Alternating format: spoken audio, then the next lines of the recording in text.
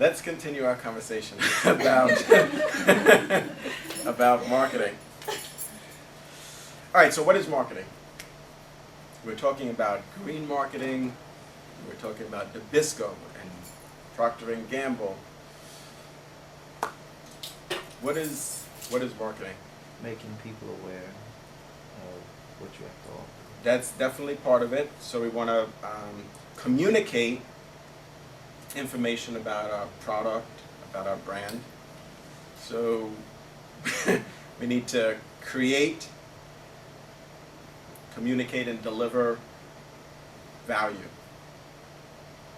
That's essentially what marketing is. And we could talk a little bit more about what are some of the key marketing activities, but essentially it's about creating, communicating, and delivering value. So the next question is, what is value? It's relative.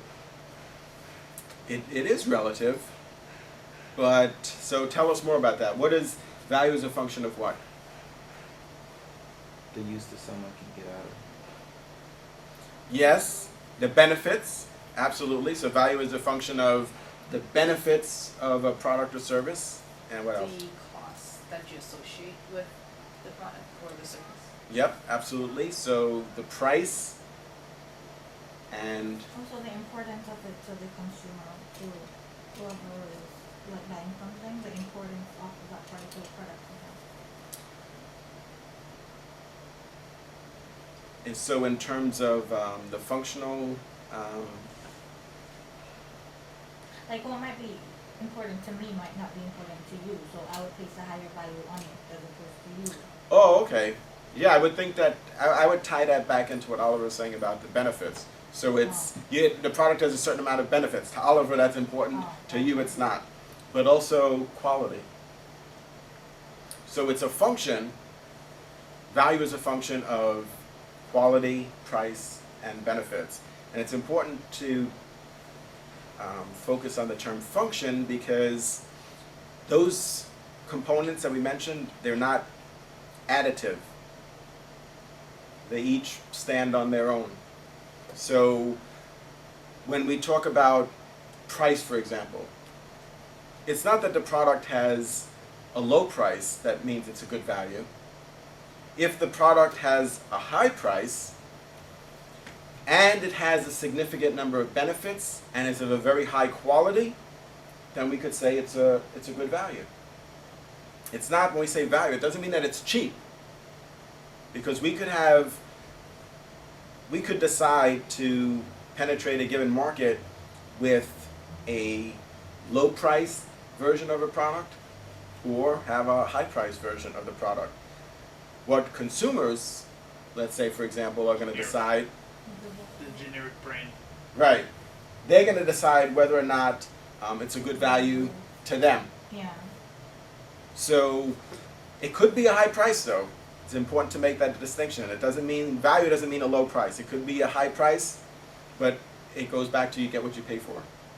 So value would be associated to with the consumer, while price would be associated to the seller, basically. Is that? Right, the seller is gonna set the price. So like with the But iPhone, consumer determines the value. right, the iPhone, the Apple sets the price of the iPhone. They set the price at $400. And then consumers have got to decide whether or not that's a good value. So is it a better value than a phone that's $100? So do they offer enough benefits? Is the quality high enough to justify that price? Now some might think yes, some might think no. It's true, that's subjective. But we need to understand that as marketers, as business people, that consumers are making an assessment.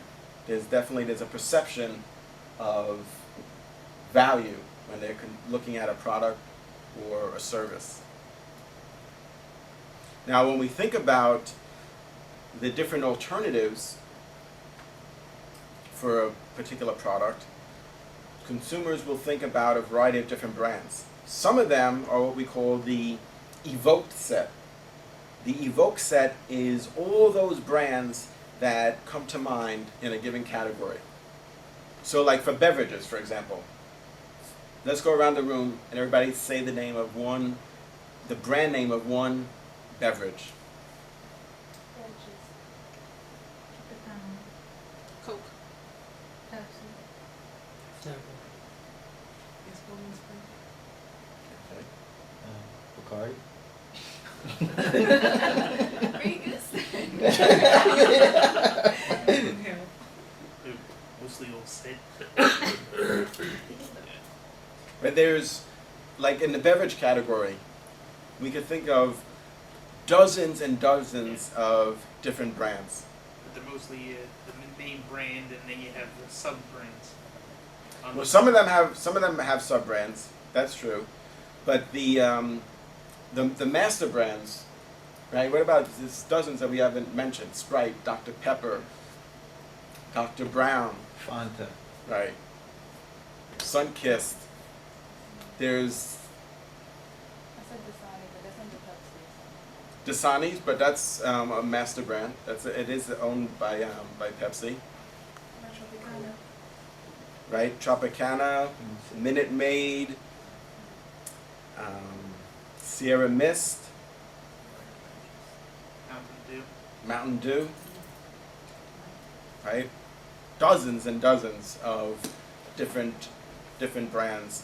So when we realize that we have a need, that let's say we're thirsty, then the evoke set is all those brands of beverages that come to mind that are going to quench our thirst. However, being a part of the evoke set is not enough for us as marketers. We have to be part of the consideration set. The consideration set is the set of brands that the consumer is actually going to consider purchasing. So you might be really excited to say when we do brand equity research and track the level of brand awareness and find out, well, how many consumers or what percentage of the consumers that we surveyed said that they were aware of our brand. So even Coke, for example, okay, it's part of the evoke set. And it may even be top of mind. The brand that is mentioned first has the most enviable brand awareness position, which is top of mind awareness. Unaided top of mind awareness. Because unaided awareness is like what we just did. What brands of beverage can you name? And you might list 12 or 15 or 25. Aided awareness is when the researcher says, have you ever heard of Dr. Pepper? Have you ever heard of Sierra Mist? Aided awareness levels, of course, are going to be much higher. But wouldn't you just absolutely fall on the floor if you found out that the brand Coke was part of the evoke set, but not part of the consideration set?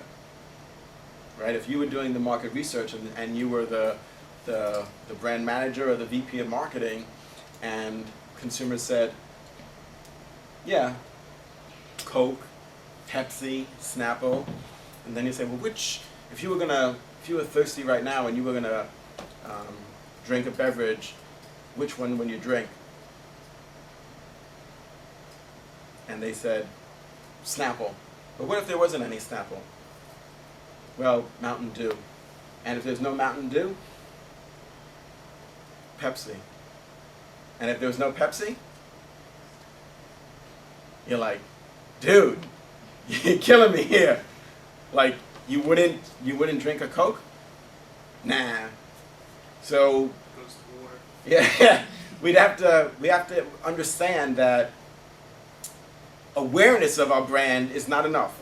Having brand awareness in advertising is the objective of every advertising campaign. In fact, as part of your advertising brief, and